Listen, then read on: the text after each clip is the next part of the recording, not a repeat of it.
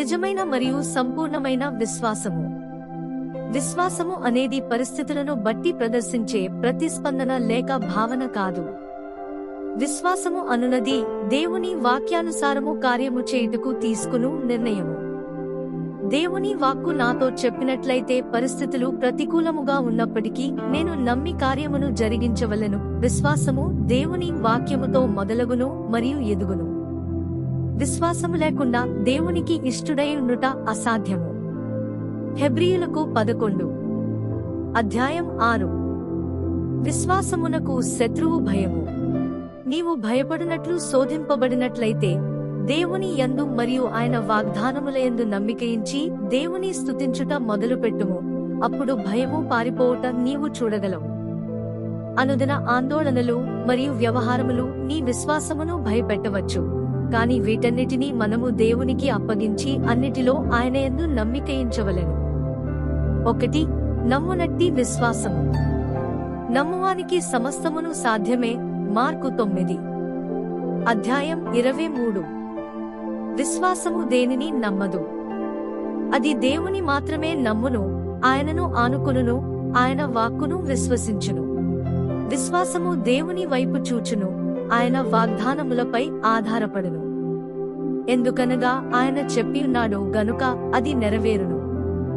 విశ్వాసము ప్రభువైన యేసుక్రీస్తును మన రక్షకుడిగా చూచుచు దేవుని వాక్యమును బట్టి సత్యమును గట్టిగా హత్తుకునుచు పరిశుద్ధాత్మ దేవుని వినుచు మరియు పరిశుద్ధాత్మ దేవునితో నడచును. దేవుడు నీ జీవితములో సమస్తము చేయగలడు. నీవు కేవలము ఆయనను నమ్మవలెను. అపరిపూర్ణముగా ఉన్నది ఏది? నీవు ఆయన యొద్దకు వచ్చి ఆయనను నమ్మిన ఎడల అన్ని విషయములను ఆయన పరిపూర్ణముగా చేయును. 2. విశ్వాసము ధైర్యమునిచ్చును. వినుట వలన విశ్వాసము కలుగును.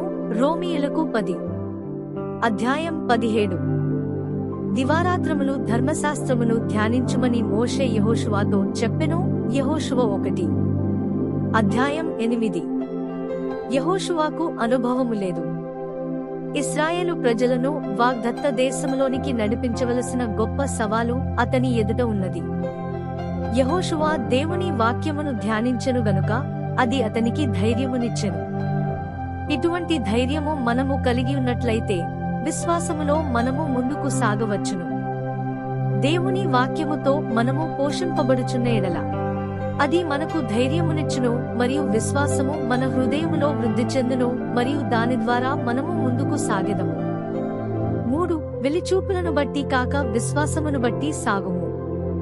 2 కొరింథీయులకు 5 అధ్యాయం 7. విశ్వాసమును బట్టి నడుచుకునుట అనగా అన్ని ఇంద్రియముల కంటే పైగా దేవుని వాక్యమును నమ్ముటను ఎంచుకునుటే.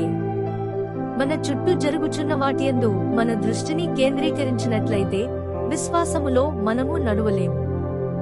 మనము చూచుచున్నవన్నీ మార్పునకు లోనైయున్నవి, కాని దేవుని వాక్యము ఎన్నడూ మారదు. లేని వాటిని ఉన్నట్టుగానే పిలుచువాడునైన దేవుడు. రోమీయులకు 4 అధ్యాయం 17. క్రైస్తవులైన మనము వెలిచూపులను బట్టి కాక విశ్వాసమును బట్టియే నడువవలెను. 4. విశ్వాసం మరియు విధేయత. యాకోబు 4 అధ్యాయం 19 నుంచి 24 వరకు. 19. దేవుడొక్కడే అని నీవు నమ్ముచున్నావు. అలాగు నమ్ముట మంచిదే. దయ్యములను నమ్మి వణకుచున్నవి. దెయ్యాలకు కూడా విశ్వాసం ఉంటుంది. 21.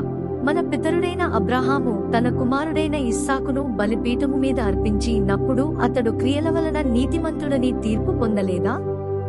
అబ్రహాము దేవునికి విధేయుడై ఇస్సాకును అర్పించాడు. 22.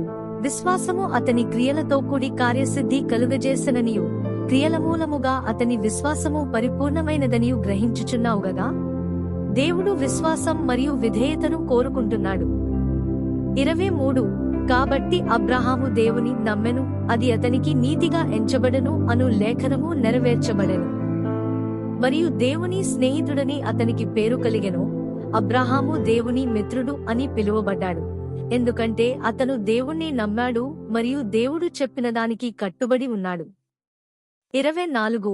మనుష్యుడు విశ్వాసమూలమున మాత్రము కాక క్రియల మూలమునను నీతిమంతుడని ఎంచబడునని మీరు దీనివలన గ్రహించితిరి. విశ్వాసం మరియు విధేయత. 5.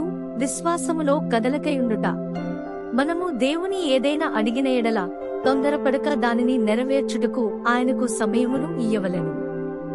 దేవుని ప్రజలు ఎర్ర సముద్రము ఎదుట దేవుని సమాధానము కొరకు ఎదురుచూచుచున్నప్పుడు దేవుడు ఈ విధముగా చెప్పెను, ఊరకుండుము, దేవుడును గ్రహించు, రక్షణను చూడుడి. తరువాత ఆయన తన ఆశ్చర్య కార్యమును జరిగించెను.